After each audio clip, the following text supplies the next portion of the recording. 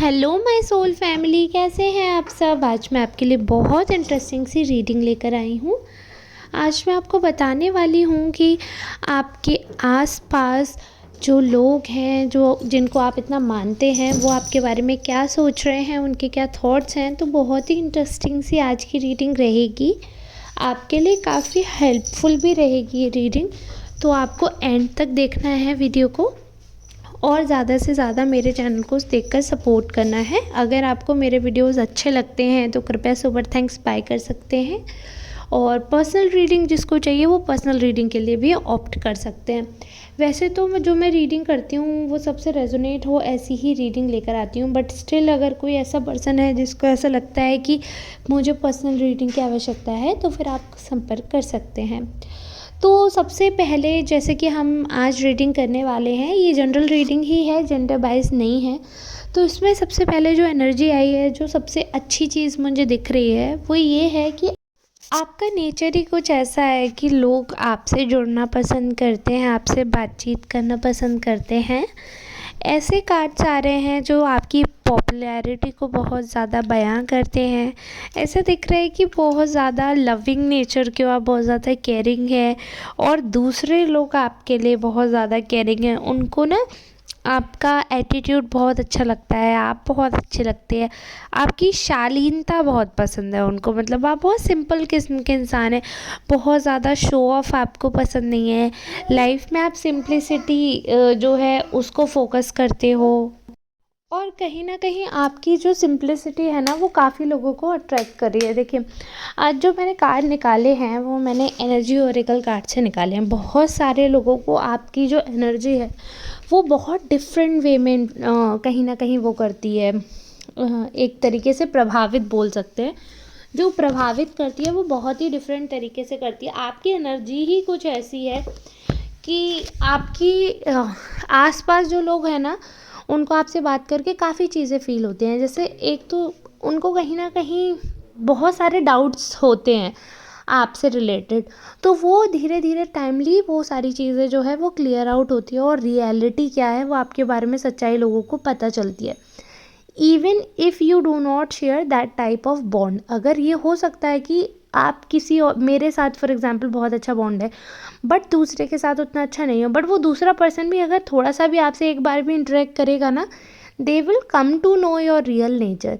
This is how you are very simple and sorted person. तो वो जो clarity रहती है ना आपके माइंड में, बातों में, वो इंसान को डाउट्स क्लियर मतलब क्रिएट ही नहीं करने देती है वो डाउट्स। वो क्लैरिटी इतनी क्लियर है, आपके दिमाग में सारी बातें इतनी क्लियर हैं that you are very sorted kind of person in your personal life, and it also reflects in your private life also. तो वो सारी चीज़ें जो हैं वो क्लियर होती है। दूसरा मुझे कार्ड दिख रहा है अटैचमेंट का। बहुत सारे लोग हैं, थिंकिंग मैन का कार्ड दिख रहा है, गॉडेस ऑफ द मून का कार्ड दिख रहा है मुझे, ठीक है। And I can see the adjacent possibilities card, women holding a heart, healer of the ages. तो ऐसे बहुत सारे कार्ड दिखा रहे हैं कि कहीं ना कहीं आपके इर्द गिर्द जब लोग होते हैं तो वो हील तो होते हैं, मतलब ये तो फॉर श्योर है, क्योंकि आपके अंदर ना एक ऐसी इमोशनल कैपेबिलिटी लोगों को लगती है, because you are a very simple person, बहुत ही ईजी टू क्रैक हो। आप वैसे वाले पर्सन नहीं हो जो दिखता कुछ है, कहता कुछ है, लाइफ में चलता कुछ है, प्रिटेंड कुछ करता है। You are not at all that kind of person. You are very sorted, soft spoken person who just love to be with your people. तो वो जो आपकी वो जो क्वालिटी हम कह सकते हैं, वो जो क्वालिटी है आपकी, वो इतनी अच्छी है, इतनी प्यारी क्वालिटी है आपकी, that people are just loving you. और उनका जो मेन इंटेंशन रहता है, जो उनका मेन कह सकते हैं कि उनका जो मेन एजेंडा रहता है वो ये है कि आपसे लाइफ में जुड़ें, आपसे मिलें, आपके अकॉर्डिंग चीज़ें वो देखें, आपका पॉइंट ऑफ व्यू भी जानें। क्योंकि आप ऐसे ऐसे पर्सन हो जो अपने आप ही ना, एक होता है ना कि एक पर्सन जिससे मिलके लगता है कि कोई बाउंड्रीज़ नहीं है, ऐसा आपका कुछ ऐसा ऑरा है, कुछ ऐसी आपकी पर्सनैलिटी होगी, कुछ ऐसा देखिए बिहेवियर में कुछ ऐसा है आपके, which I can see that people think that you just give them value. वो डोर टू वैल्यू का कार्ड आ रहा है, क्लियरली दिख रहा है कि women holding a heart and door to value, मतलब ऐसा है कि प्यार आपके हाथों में, वो आपके बातों में वो झलकता है। जो दिल है ना आपका, वो सिर्फ ऐसा नहीं है कि आपने जैसे नारियल की तरह छुपा कर रखी है अच्छाई, नहीं, आप एज इट इज़ विजिबल हो। अगर आप प्यारे हो, सॉफ्ट हो, तो आपका आउटर शेल भी प्यारा है, आपका आउटर शेल भी उतना ही सॉफ्ट है।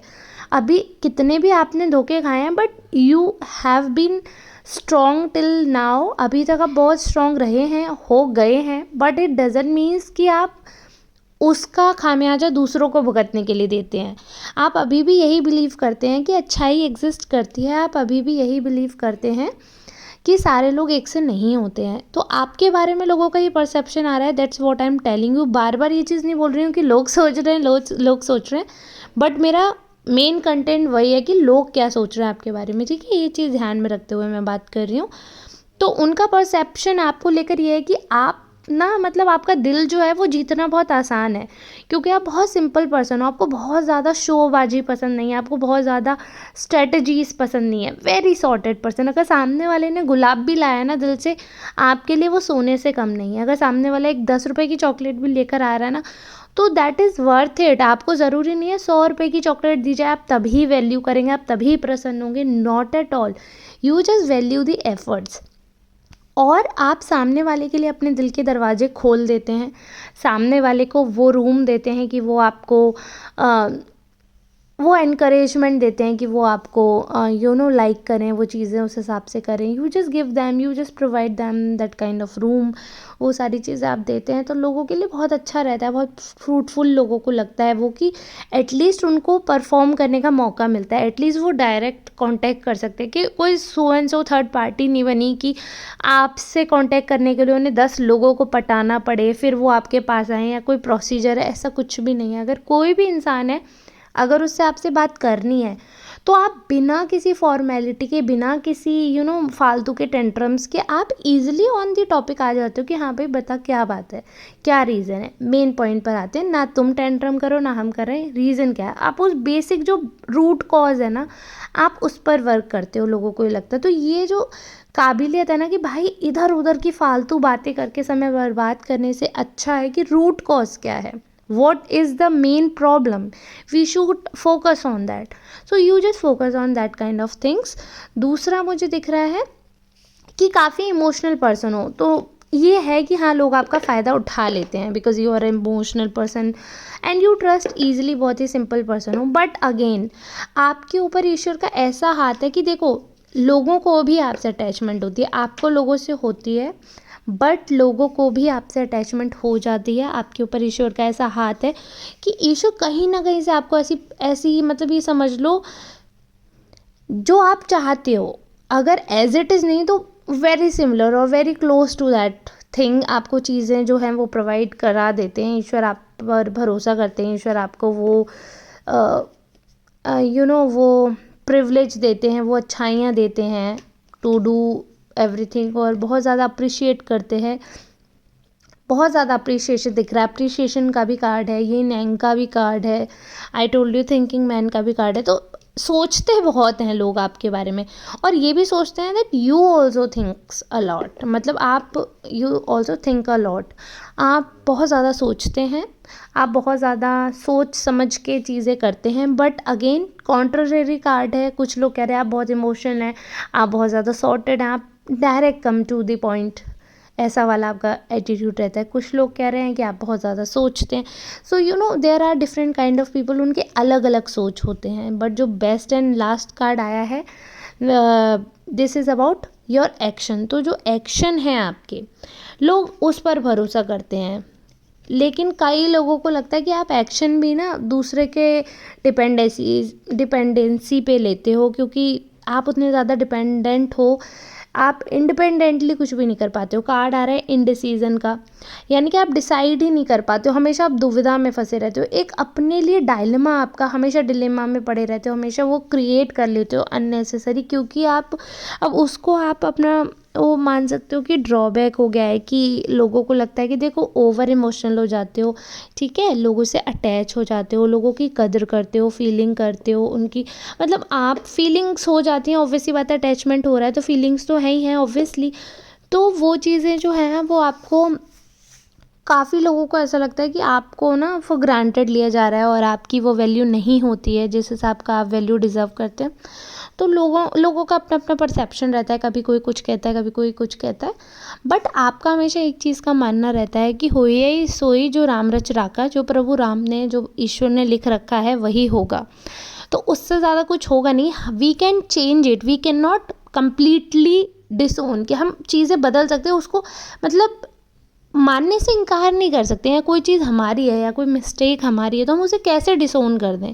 अगर है तो उसका एक्सेप्टेंस होना चाहिए, उसके चेंजेस के रास्ते खोजने चाहिए। तो ये क्वालिटी भी आप में, सिंप्लिसिटी इस चीज़ की है कि गलती हुई है तो आप मानते हो कि हाँ मेरी गलती थी, और इस चीज़ को हम ओन कर रहे हैं। इस चीज़ का मतलब हमें खामियाजा भुगतना पड़े, प्रायश्चित करना पड़े, और टू से सॉरी और what ever, I will own this mistake. वो एटीट्यूड आपका रहता है एकदम बिंदास कि हाँ भाई ये गलती हुई थी, ये है, और सो एंड सो लोगों के वजह से ऐसा चीज़ें हो रहा है एंड ऑल।